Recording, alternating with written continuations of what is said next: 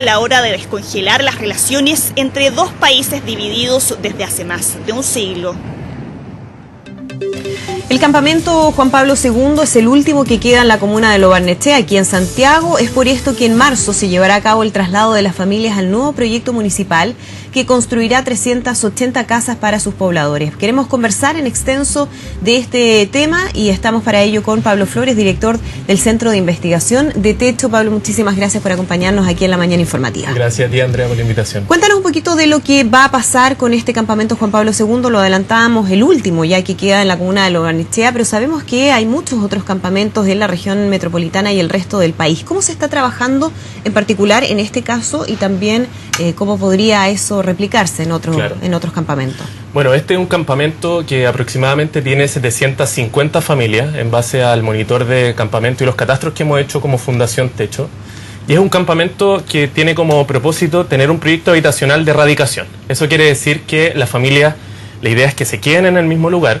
Y desde nuestra posición creemos que esas medidas avanzan en la dirección correcta, porque la posibilidad de las familias de radicarse, de quedarse en ese lugar, permite conservar sus redes de vínculos con familia, cercanos a, por ejemplo, establecimientos educacionales, paraderos de micro y todas las oportunidades laborales que existen en el sector. Es un tema súper importante que quizás antes no era muy considerado y muchos decían, bueno, ¿por qué la gente se queda pese a que le están ofreciendo otras alternativas de solución habitacional, pero en otras comunas de Santiago, quizás más en la periferia?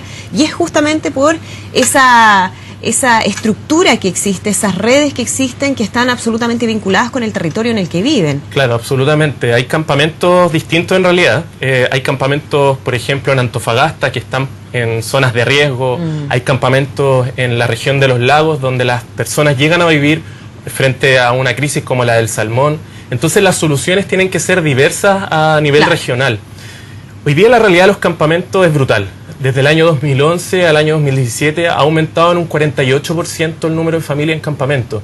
Pasamos del último catastro que hizo el Ministerio de Vivienda de 27.000 familias a 40.541 familias, más de 700 campamentos a lo largo de todo Chile. ¿Y eso cómo se explica, Pablo? Porque uno tendería a pensar que con el mayor crecimiento económico del país, el desarrollo, Chile debiera ir disminuyendo la cantidad de campamentos. Sin embargo, la curva va en el sentido contrario. ¿Cómo se explica eso? Bueno, nosotros hicimos un estudio el año pasado donde le preguntamos a las familias por qué. ¿Por qué en el Chile de hoy, año 2018, las familias llegan a vivir en un campamento?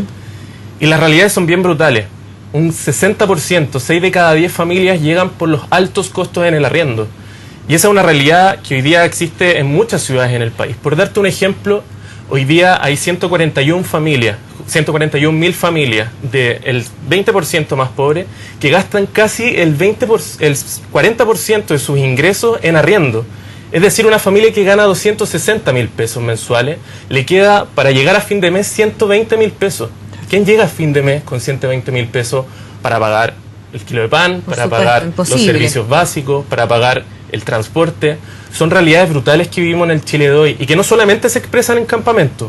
Hemos estado haciendo un trabajo últimamente en poder identificar otros espacios donde existe esta exclusión habitacional, sobre todo con la realidad de las familias migrantes. Hace unas semanas fuimos a un CITE en el centro de Santiago donde llegamos y la fachada era una puerta. Ingresamos al lugar y era una especie de laberinto con muchas piezas. Y la realidad que se vivía ahí, tanto de migrantes como chilenos, era de un absoluto hacinamiento, de familias que tenían que compartir piezas con otras familias que no conocían, donde se les cobraba 3.000 pesos por ducharse, donde se les cobraba por el pago de los servicios, donde les cortaban la luz a las 10 de la noche para no gastar más electricidad, y donde se les cobraba por persona, por pieza, 120.000 pesos. Esa es la realidad brutal que vivimos en el Chile de hoy. Condiciones totalmente indignas y de precariedad que muchas veces además ponen en riesgo la seguridad de esas personas. Hemos visto lamentablemente incendios, situaciones gravísimas de, personas que están en esa situación. El tema es cómo se trabaja eso, porque efectivamente ha habido un fenómeno en los últimos años de aumento en el valor del arriendo de vivienda, especialmente para quienes quieren estar, por ejemplo, más cerca de la zona céntrica. ¿Cómo se establecen políticas de Estado desde ese escenario? Ahí nosotros creemos que las medidas como por ejemplo la del Juan Pablo II o el mismo alcalde de Recoleta con la inmobiliaria popular avancen en la dirección correcta. Nosotros tenemos que generar políticas de Estado que estén vinculadas a las expectativas de las familias. Entonces, políticas de arriendo, por ejemplo, para familias migrantes transitorias, es un mecanismo que avanza en la dirección correcta. Más que subsidio habitacional. Eso va a depender de las expectativas que tiene una familia. Por ejemplo, una familia que viene de Puerto Buenaventura, que es una ciudad con las tasas más altas de homicidio, etcétera, y llegan a vivir a Chile, vienen a buscar una vida mejor, vienen a buscar una calidad de vida mejor. ¿Y qué es lo que pasa? Que la familia se reunifica en el país. Entonces, una familia migrante que tiene a sus hijos, tiene adultos mayores viviendo en nuestro país, necesita, y está en situación de vulnerabilidad, una solución habitacional permanente. Pero, por ejemplo, un trabajador que viene de Bolivia y viene a pagar las deudas a partir del envío de remesa, necesita, por ejemplo, una política de arriendo transitorio, ya que va a volver a su país. Pensando siempre en regresar. Aquí lo más importante, Andrea, es que nosotros hemos generado propuestas de políticas públicas donde creemos que el principal foco que tiene que tener hoy día el gobierno y el Estado es, primero, poder generar propuestas para poder acelerar la salida de familias en campamento. Y en segundo lugar, poder reducir la entrada de familias en campamento. Hoy día, cada 990 familias que salen por la política habitacional, entran 2.800 nuevas. Entonces hay una cifra que siempre va a ir en aumento. Y eso tiene que partir por diagnosticar la realidad. Hoy día tenemos un catastro del 2011 donde la mitad de los campamentos no están catastrados. Y es una cosa que nos indigna hoy día como fundación. ¿Y eso por qué? Yo creo que es importante que podamos hacerle la pregunta al Ministerio de Vivienda respecto a eso. Porque hoy día tenemos a dirigentes como la señora Jessica, presidenta del campamento Felipe Camiroaga, que tiene que ir a la Corte Suprema a poder pedir, por favor, estar en una tabla de Excel para que su campamento pueda postular una vivienda habitacional.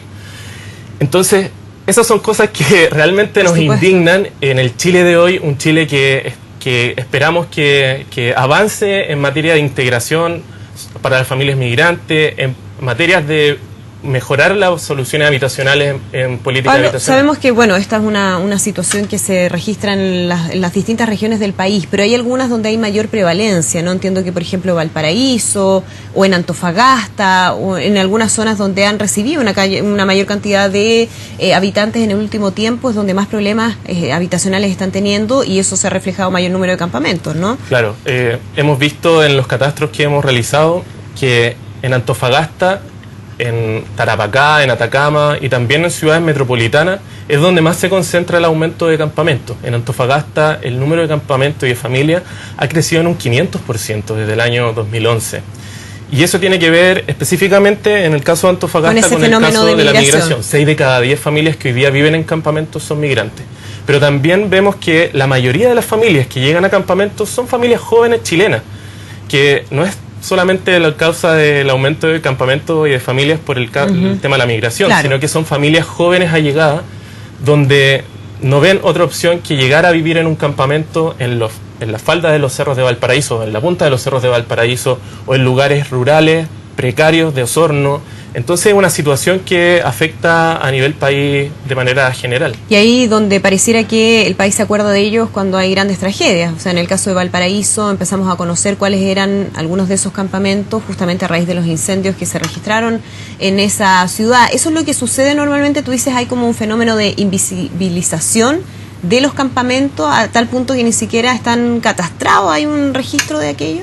Claro, las causas hoy día de por qué hoy día las familias llegan a campamento, el aumento, reflejan que al momento de que nosotros queremos comunicar estas cifras, vemos que hay una realidad invisibilizada, no solamente por el tema de campamento, sino que las otras formas de vulnerabilidad habitacional que están hoy día en los CITES del centro de Santiago, a 15 minutos de acá, en la población Los Nogales, en Estación Central, en Valparaíso, en las quebradas de los cerros, y hay un conjunto de nuevas formas de lugares donde falta vivienda, y no solamente vivienda, porque, y eso es muy importante, vivir en un campamento no solamente es la falta del acceso a una vivienda, sino que es el conjunto de una serie de vulneraciones de derechos básicos. Vemos como, por ejemplo, 6 de cada 10 adultos no terminan su educación escolar, o la tasa de analfabetismo es casi 5 veces más que el promedio nacional. Entonces las políticas públicas tienen que asumir un compromiso también de tener un principio de integralidad en la política pública, es decir, que podamos trabajar junto al Ministerio de Desarrollo Social, al Ministerio de Vivienda, al Ministerio de Educación, como antes ocurría en los programas de campamentos, por ejemplo, donde estaba el Ministerio de Obras Públicas, mejorando el acceso al alcantarillado. Y eso es súper importante, Pablo, porque finalmente va más allá de la casa propiamente tal, ¿no? No es solamente la casa, las cuatro paredes, sino que tiene que ver con acceso al transporte, a la salud, a la educación. Me imagino también que las tasas ahí de niños que no van al colegio, que dejan el colegio, es mucho mayor que a nivel nacional. Sí, ahí hay distintas. La realidad del campamento de los 80, este campamento con materialidades bien precaria, se ha transformado durante el tiempo. Hoy día efectivamente vemos que en el campamento hay una grave vulneración de derecho a la vivienda adecuada, como la seguridad en la tenencia, como por ejemplo los servicios básicos, pero también cambia la composición de las familias. Por ejemplo, solamente un 5% de los niños hoy día falta al colegio. Son realidades que hoy día hablan de campamentos que se forman de manera distinta, que son nuevas familias, sobre todo familias jóvenes allegadas o familias migrantes que el primer día en Chile es en un campamento. O sea, se bajan del terminal y el primer día en Chile es un campamento. Así hoy día, y de ahí no pueden como salir. Sociedad lo estamos recibiendo y es una cuestión que nos indigna, pero que hoy día estamos convencidos de poder trabajarlo. Hoy día el 80% de las familias se organiza en comités de vivienda, quiere postular una solución habitacional y ahí el desafío que tenemos como país es poder generar políticas públicas que estén vinculadas a garantizar el derecho a la vivienda adecuada. Hablábamos del tema de los arriendos, de cómo ha aumentado el valor de los arriendos, especialmente en algunas regiones, y cómo eso influye en la cantidad de campamentos que tenemos. Pasa lo mismo con las soluciones habitacionales más definitivas, el tema del subsidio. Aquí mismo en 24 horas hemos hecho reportajes de gente que dice, yo tengo ahora la posibilidad de acceder a una vivienda porque tengo el subsidio, me salió después de juntar la plata, pero no me alcanza para nada, no al menos en los lugares donde a uno le gustaría, que tampoco tiene que ver con una aspiración de lujo, sino que más bien desde el punto de vista de la ubicación, que me quede cerca del trabajo. Ese también, me imagino, ha sido un problema en los últimos años, ¿no? Claro, hoy día, para bien, se ha podido transformar poco a poco la política habitacional en poder generar otro tipo de proyectos. Ya lo vemos con el caso de la inmobiliaria popular del alcalde, que es una iniciativa que genera el Ministerio de Vivienda durante el año pasado, y que creemos que esas políticas se tienen que escalar. Por ejemplo, hoy día es súper difícil para una familia en situación de vulnerabilidad conseguir una vivienda por los altos precios del suelo, por los altos precios del arriendo. Por dar un ejemplo, para volver al caso del campamento Juan Pablo II, solamente un 4% de la oferta de arriendo en el cono de alta renta, que son el sector oriente, calza con el subsidio de arriendo que se les va a entregar a las familias. Y vale decir también, hay un gran porcentaje de familias que no van a estar dentro de ese proyecto habitacional y creemos que tiene que haber un proyecto habitacional en conjunto para todas las familias. Pero volviendo al tema, creemos que hoy día el Estado tiene que innovar en nuevas políticas habitacionales que sean escalables a nivel nacional. Por ejemplo, que el Estado pueda amplificar su compra de terrenos públicos y con eso poder comprar terrenos que estén bien accesibles y que puedan ser proyectos de integración para familias de distintos sectores socioeconómicos y con el objetivo de poder generar mejor cohesión social, mayor integración y por último, mejor conectividad en los proyectos de vivienda. ¿Y eso cómo ha resultado? Porque sabemos también que cuando se ha tratado de desarrollar ese tipo de proyectos, se ha hecho en algunas comunas, ha habido también cierto reclamo de los vecinos muchas veces. Sí, Andrea, nosotros como sociedad, lo digo, nos cuesta vivir entre distintos y no sabemos cuál es el valor, y es un valor significativo de poder vivir con personas distintas. Hay campamentos, por ejemplo, donde viven más de 7 nacionalidades y en el trabajo que hacemos junto a miles de voluntarios a lo largo del país, por ejemplo, en ese campamento hay experiencias de integración social donde los niños aprenden el valor de la diversidad, aprenden la autoconfianza, el poder reconocerse entre otros. Y hoy día la cohesión social y la integración son mecanismos efectivos si queremos tener una sociedad con mucha más confianza, con confianza en las instituciones, con mayor cohesión social, mayor integración. Y yo creo que hoy día estamos viviendo una sociedad entre distintos. O sea, perdón, estamos viviendo una sociedad iguales y no entre distintos. Claro. Vivimos con nuestros mismos compañeros de colegio, nos vemos después en el trabajo, con los mismos compañeros y vivimos en los mismos lugares, entonces... Porque históricamente había un desarrollo desde el punto de vista urbanístico absolutamente segregador. Claro. Eso habría que empezar a cambiarlo. Se ha logrado en algunos casos, pero es difícil. Sí, es una política que requiere una mirada a largo plazo. Las políticas que van apuntando a disminuir la segregación, no solamente tienen que ver con la provisión de vivienda, sino en cómo conformamos ciudades, cómo hay mejores instrumentos de planificación.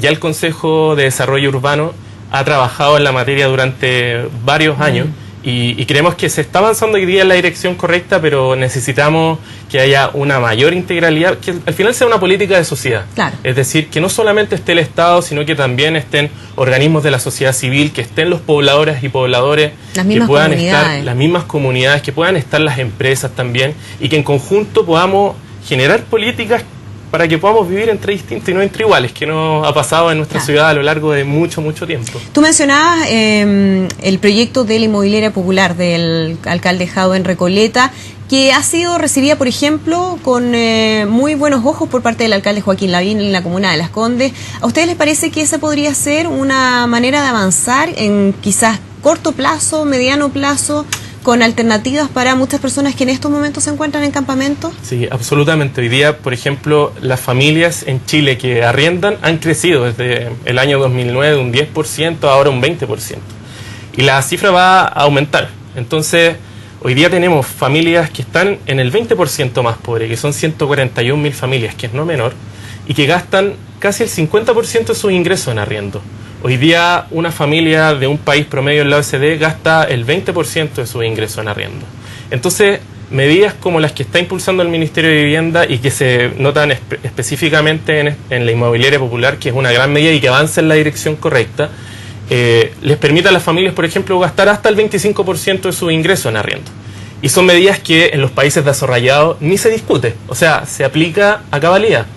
Son medidas que pueden ayudar a una crisis económica, por ejemplo, con el boom inmobiliario, la posibilidad de que las familias puedan arrendar y que el Estado pueda regular en esa materia, también genera efectos bien importantes respecto a la economía. Entonces, beneficio hay en la manera en que nosotros podamos diversificar las soluciones habitacionales y sobre todo empoderar a las regiones.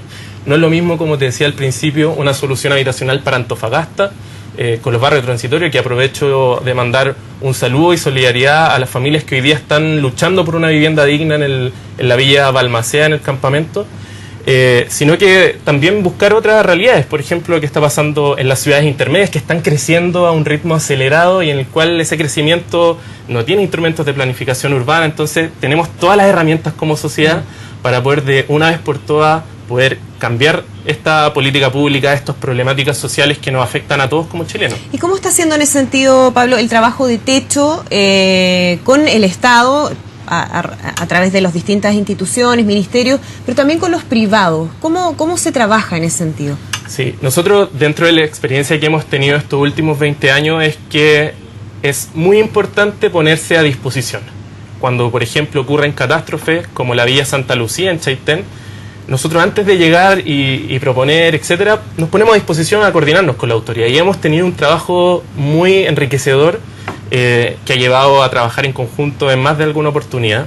Con el Ministerio de Vivienda, por ejemplo, tratamos de entregarle esta cifra y entregarle la realidad para que puedan generar mejores políticas públicas y hemos generado 10 propuestas para poder trabajar por la temática de los campamentos. Y con el sector privado también nosotros hacemos un llamado a que ellos también se tienen que comprometer. Proyectos inmobiliarios, como por ejemplo los condominios en altura que están en Estación Central, son causas específicas de la poca ética que hay en torno a los proyectos inmobiliarios.